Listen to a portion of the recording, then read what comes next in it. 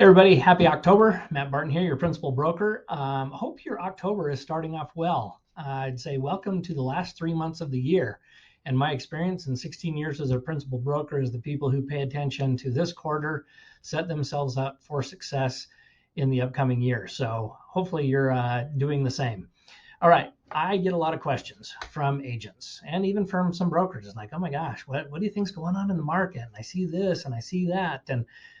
And I try, just the way my mind works, is to wrap some data around that. So I'm not just left guessing. And because when we guess, we tend to go to the worst case scenario. At least that's my experience with people. So I wanted to share with you some data today that will help you get a grasp on what's happening in the market.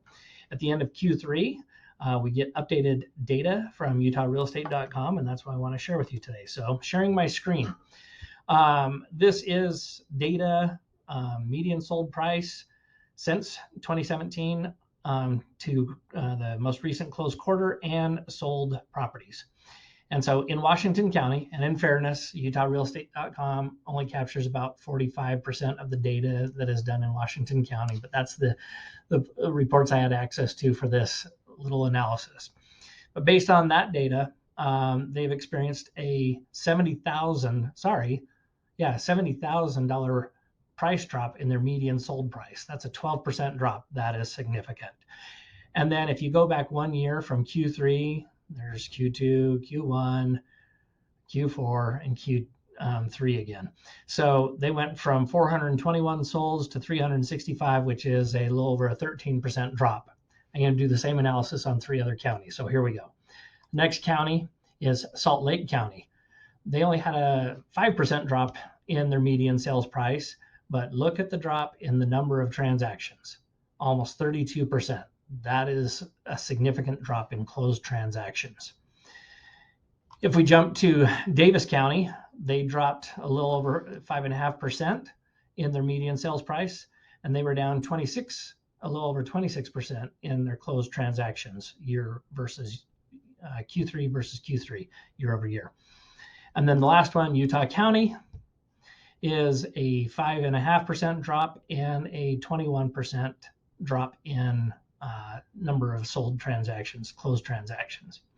So what does this mean for us? The reason why I want to share that data is so that if you're talking to a seller and they still think they're going to get the highest price that was a year ago, the data clearly, county by county, shows that this is not the case. And there's data to back it up. So one, I hope that's helpful that way. If you're engaging with buyers, it's also a good data set to say, hey, pricing's coming back. Even though interest rates have gone up, pricing's coming back. So there's a little bit of an offset there. All right, so what does it mean for us?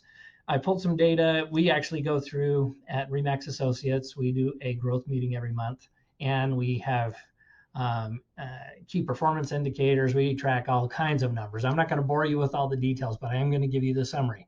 Now remember, 21% drop in transactions, 26% drop in transactions, 32% drop in transactions with your realtor competitors.